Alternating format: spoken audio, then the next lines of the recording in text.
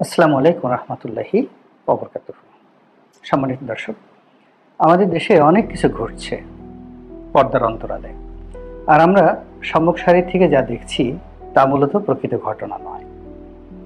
আমরা যে ছাত্র আন্দোলনকে দেখতে পেয়েছিলাম, এখন সেই ছাত্র আন্দোলনের ফলে শেখ হাসিনার যে পতন হলো, সেই পতনের নেপথ্য কাহিনীতে অনেক নাম, অনেক চক্রান্ত, অনেক দেশের নাম, অনেক রথী এবং মহারথীর নাম চলে আসছে। আমরা যারা মনে করেছিলাম যে আমেরিকান যে মাস্টার প্ল্যান সেটা ব্যর্থ হয়েছে, পিটার ডি হাস যেটা চেয়েছিলেন মূলত একটি সুন্দর নির্বাচন হোক, বিএনপি অংশগ্রহণ করুক, সেটি ব্যর্থ হয়েছে এবং আওয়ামী লীগ ক্ষমতায় 2041 সন পর্যন্ত টিকে গেল। এবং ডোনাল্ড লু নামক যিনি আছেন আমেরিকার অত্যন্ত দক্ষ একজন কর্মকর্তা, তার তৎপরতা, দক্ষতা, অভিজ্ঞতা নিয়ে আমরা প্রথমে খুব অতিমাত্রায় ভয় পেয়েছিলাম। কিন্তু যখন নির্বিবাদে জানুয়ারি মাসের 5 তারিখে একটা দামি নির্বাচন হয়ে গেল, তখন আমরা সবাই দৃশ্যত আমেরিকাকে নিয়ে ঠাট্টা মশকরা শুরু করলাম এবং ডোনাল্ড লুকে নিয়েও নানা রকম কথাবার্তা বলা শুরু করলাম।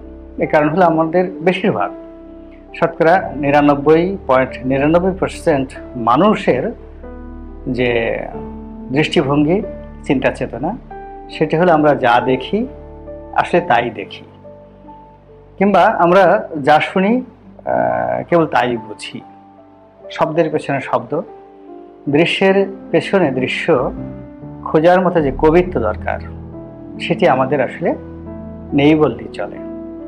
ফলে সেই যে শরৎচন্দ্র চট্টোপাধ্যায়ের শ্রীকান্ত উপন্যাসে সেই বিখ্যাত ডায়ালগ, শ্রীকান্তর যখন কবি হওয়ার শখ জাগলো, তখন সে কবি হওয়ার জন্য আকাশের পানে দীর্ঘদিন তাকিয়ে রইল, কিন্তু কেবল আকাশ আর কিছুই তার চোখে আসলো না। গাছের দিকে তাকালো, পাখির দিকে তাকালো, কেবলই সে পাখি দেখতে পেল। ফলে সে সিদ্ধান্ত নিল যে তার দ্বারা আর কবিতা রচনা সম্ভব নয়। কবির মন সে বহুদূর পর্যন্ত যেতে পারে, 1000 বছর, 5000 বছর, 10,000 বছর পর্যন্ত। আপনি চিন্তা করুন, আজ থেকে 5000 বছর আগে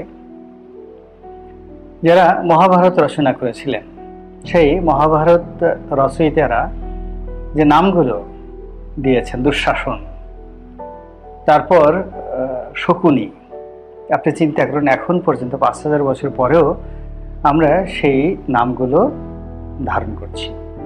এখন বর্তমান জমানাতে যা কিছু ঘটছে, আমাদের মধ্যে নবীত্ব নেই, কবিত্ব নেই, বিশেষত্ব নেই, আমরা কেবলই মাত্র দর্শক। ফলে গতকাল যেটা দেখছি, আজ যখন অন্য ঘটনা ঘটছে, আমরা তখন আর নিজেদের ইমান ঠিক রাখতে পারছি না। যেটা বলছিলাম ডোনাল্ড লু সম্পর্কে, প্রথমে আমরা ভয় পেলাম যে ডোনাল্ড লু যেহেতু পাকিস্তানে সামরিক শাসন এবং গণতন্ত্র, এই দুইয়ের মাঝে একটা সেতু বন্ধন তৈরি করে ফেলেছেন, এবং ইমরান খান যেভাবে গণতন্ত্রের ধারক হিসেবে পৃথিবীতে ঘুরে বেড়াচ্ছেন এবং নতুন একটা মুসলিম বিশ্ব, ওআইসির সামন্তরাল একটি মুসলিম বিশ্ব গড়ে তোলার জন্য তিনি এবং মাহাতির মোহাম্মদ যখন প্রায় সফল হয়ে গেলেন দ্বার প্রান্তে, তুরস্কের প্রেসিডেন্ট এরদোয়ান সহ, অর্থাৎ রাশিয়াকে মাঝামাঝি জায়গায় রেখে ইরান, পাকিস্তান, আফগানিস্তান এবং মালয়েশিয়া, এই একটা বৃহৎ বলয়ে যেটাকে ইসলামাইজেশন বলা হয়, সেই ইসলামাইজেশনের ব্যাপারে তিনি যখন অনেকটা এগিয়ে গেলেন, এবং তার প্রেক্ষিতে তিনি যে জাতির সঙ্গে ভাষণটা দিয়েছিলেন ইমরান খান,